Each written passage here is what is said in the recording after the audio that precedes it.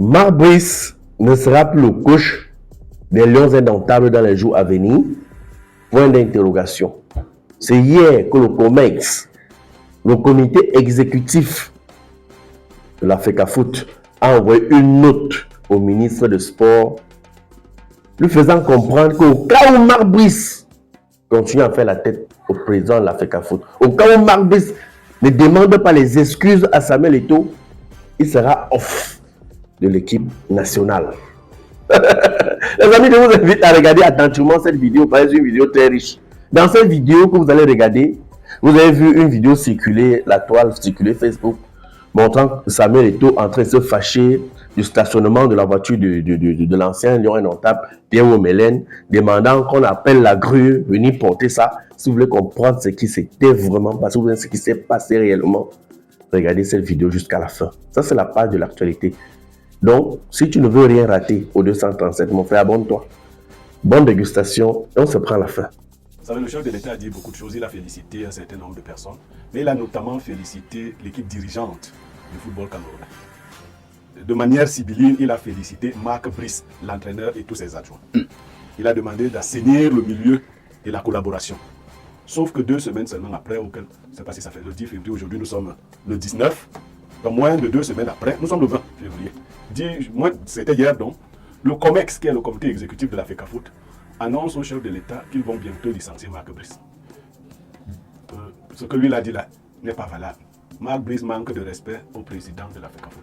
Ils ont sommé le ministre des Sports et de l'Éducation physique hier. Ils sont allés le rencontrer pour lui dire qu'il mettait en demeure Marc Brice. Que dans les brefs délais, Marc Brice devait aller présenter ses excuses au COMEX et au président de la FECAFOOT. Sans quoi, eux, ils allaient prendre leurs responsabilités, c'est-à-dire le renvoyer. Ils disent que c'est le professeur Kourono qui a donné un point de presse. Que le ministre a recruté Marc Brice et a mis Marc Brice à la disposition de la FECAFOOT. Si Marc Brice ne présente pas ses excuses, ses plates excuses et se conforme, dans les jours qui suivent, ils vont l'envoyer balader. Vous comprenez pourquoi nous dénonçons le discours du chef de l'État, qui félicite les gens qui sont en voie d'être licenciés.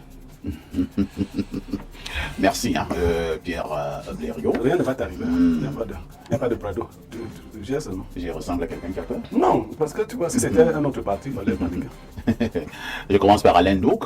Alain Douk, est-ce qu'il faut dire que c'est reparti pour un petit tour du côté de la FECAFOOT? Et comme le Blériot fait bien de le signaler ce matin, nous avons tous suivi le discours du président de la République. C'était le 10 février dernier, où le président s'adressait à ses jeunes compatriotes.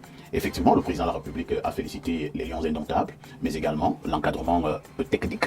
Comment comprendre que nous sommes maintenant encore en train de vouloir limoger sans façon le sélectionneur qui a été félicité par le chef de l'État?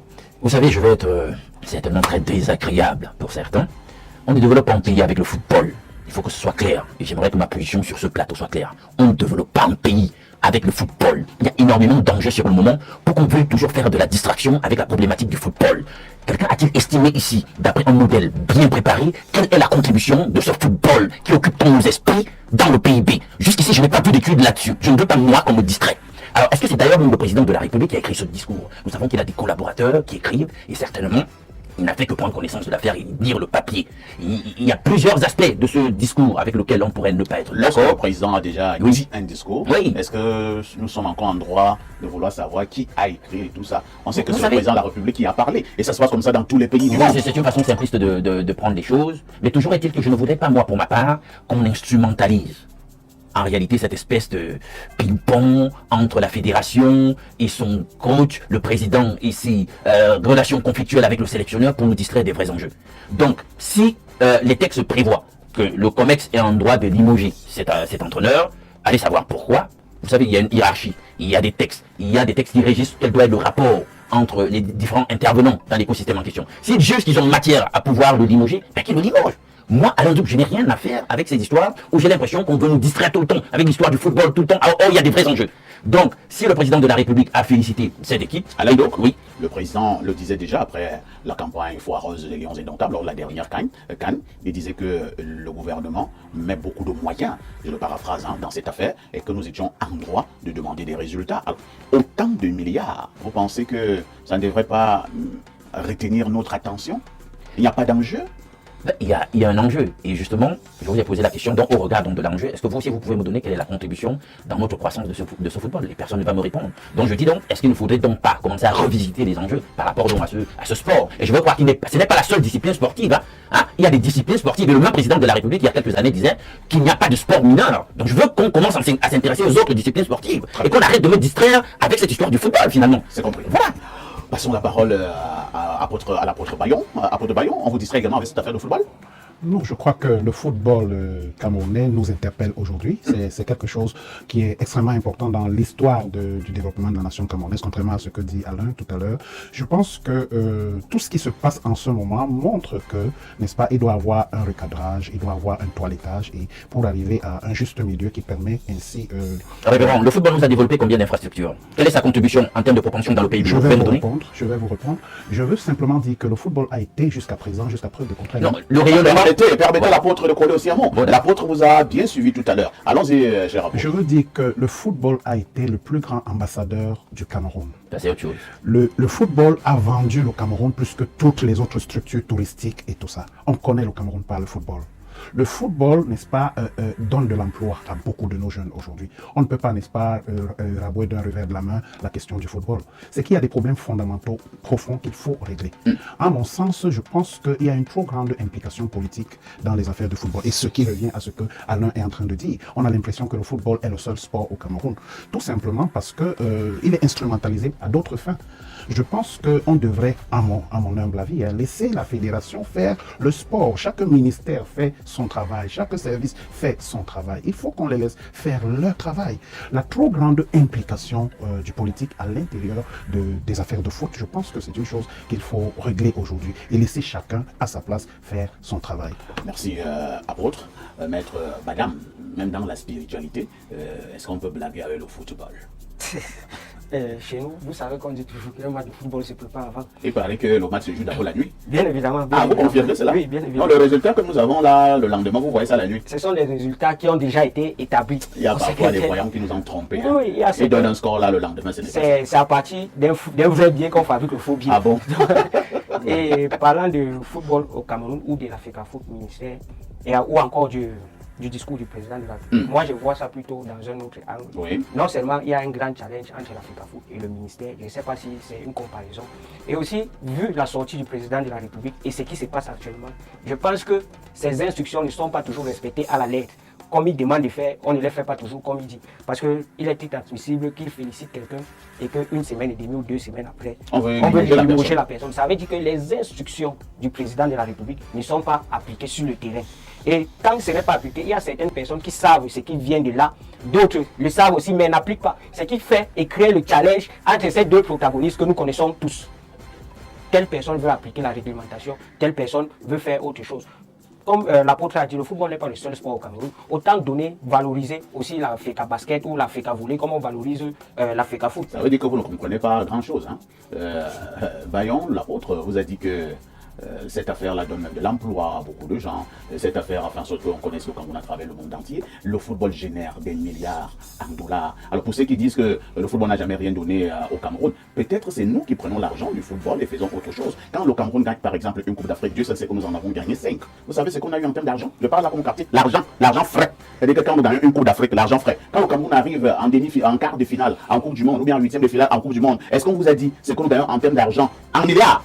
Argent frais. C'est la fédération. C'est l'argent qui arrive du fait du football. Nous prenons cet argent, nous achetons les voitures. Alors c'est la faute à qui? Justement, ça revient à ce Est-ce que le basket donne autant d'argent? Ça revient à ce que j'étais en train de donne autant d'argent? Ça revient à ce que j'étais en train de dire. C'est-à-dire, celui-là qui est chargé du sport au Cameroun voit cet aspect financier. Voilà.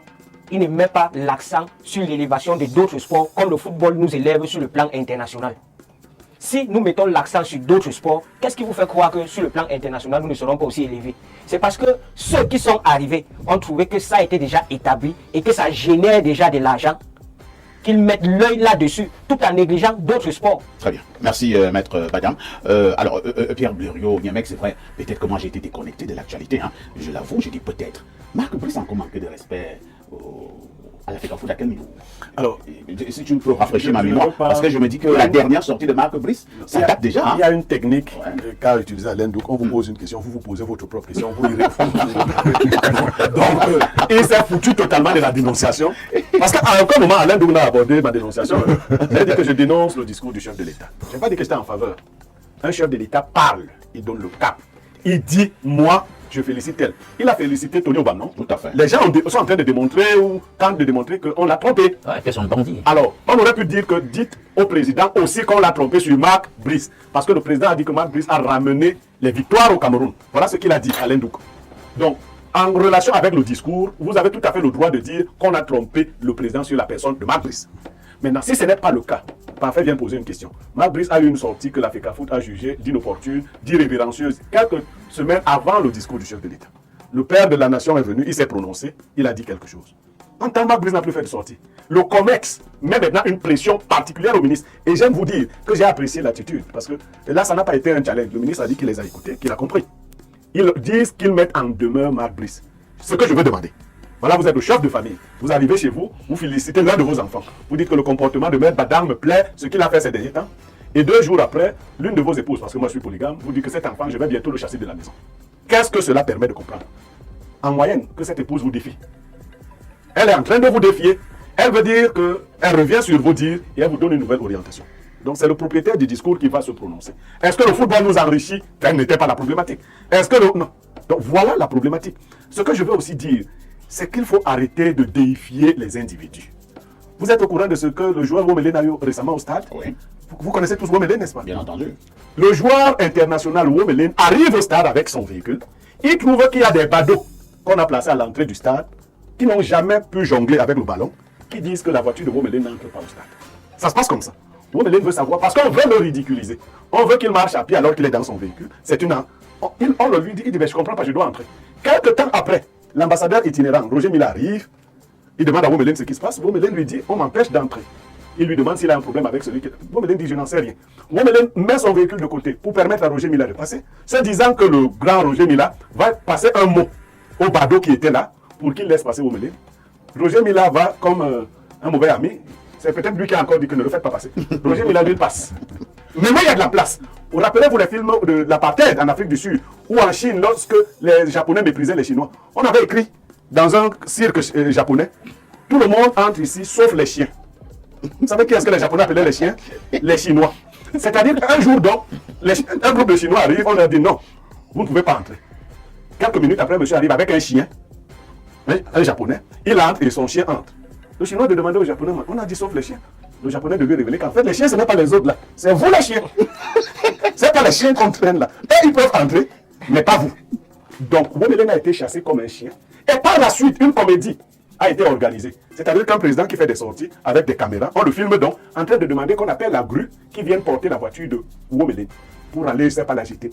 Alors, cette façon de faire, je ne sais pas si les Camerounais ont conscience du rabaissement moral auquel nous assistons. Je travaille aujourd'hui avec Alain Douk sur ce plateau. Si demain on ne s'entend pas bien, est-ce que je peux ridiculiser Alain Douk de cette façon? On dit qu'on porte la voiture de Womelen, pas devant la présidence, pas devant le MINDEF, devant un stade de football où on lui interdit l'entrée. Womelen qui a joué au même niveau que ces gens-là. Je ne parle pas des badauds qui étaient à l'entrée. Je parle de celui qui leur a donné l'instruction. Vous voulez que les gens vous respectent, vous ne savez pas respecter les autres? Vous ne pouvez pas respecter les autres?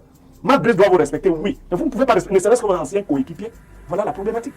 Voilà, merci d'avoir regardé la vidéo. À bientôt pour une nouvelle vidéo. C'était le général Franco. Si tu es nouveau, mon frère, abonne-toi. Ici, là, c'est l'actualité. Si tu ne veux rien rater, abonne-toi tout simplement. Partage également la vidéo. À bientôt. H, toi qui regardes, n'oublie pas de liker et de commenter. Vraiment, si tu n'es pas encore abonné, fais-le.